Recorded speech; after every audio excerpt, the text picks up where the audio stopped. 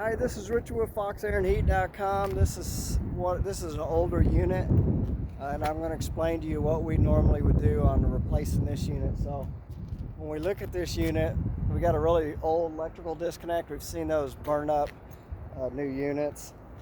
So we'll go ahead and quote replacing that. But most guys aren't going to replace that. We're normally going to put this thermostat wire in conduit. We're going to fix that. And if you look at the gas line here, that gas line's like a really old flex line. We're going to go ahead and quote replacing that, and then it needs a drip leg over there to catch any kind of water or debris so it doesn't clog your gas valve or stick it open. So we would replace that. There's no fresh air or economizer on this thing, so we would put that on. The drain line's all messed up and it's broken off, so what we do is we repipe that, put a double blowout T, an isolation valve. What we do is we'll actually hang it down the side of the unit there. That way if somebody kicks it or breaks it off, then it doesn't really matter, we can replace that. But if they bust it right here, what happens is it'll end up cracking the drain pan. There's another 3 brand new units across the way over here that I was doing service on, and all 3 drain pans are cracked, and they're brand new units a couple years ago. And that's just a temporary fix. Somebody lost the door on us, it probably blew off. And why do we recommend doing hail guards?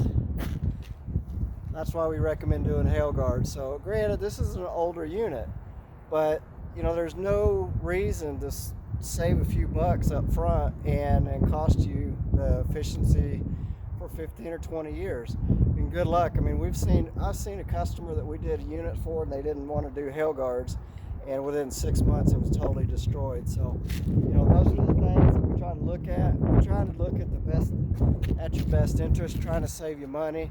That's damage on hail as well, but there's the old electrical disconnect. So when you're price shopping, this is a carrier, and that's a carrier curb underneath there. If you look over at another unit over here, it's got a curb adapter on it. So somebody put a carrier on top of an opening that was maybe a Train or a York opening.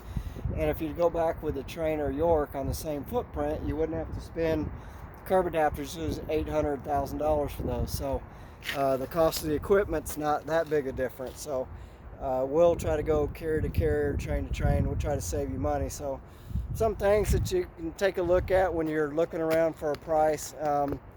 We think it's good value to spend the money up front. Some people just look for the absolute lowest value.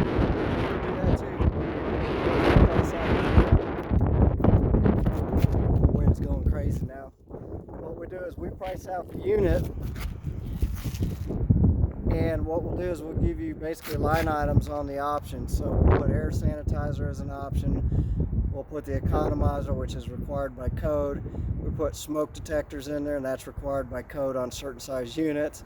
Fresh air dampers, hail guards, gas pipe and repiping the drain line, so electrical disconnect. That's stuff that we'll put on there, and we try to, you know, recommend to customers. So at least you can, if you don't want to spend the money, you can delete it. But just make sure that you're comparing apples to apples quotes, because a lot of times you're not. So our quotes, if you have the other guys that are cheaper and just doing bare bones, if you have them add all the stuff to their jobs like we do, they're going to be a lot more expensive than we are. So anyways, something to look for when you're looking around for a price on a new unit. So give us a holler. It's Richard at FoxAirandHeat.com. We'd be glad to help you. Thanks for watching.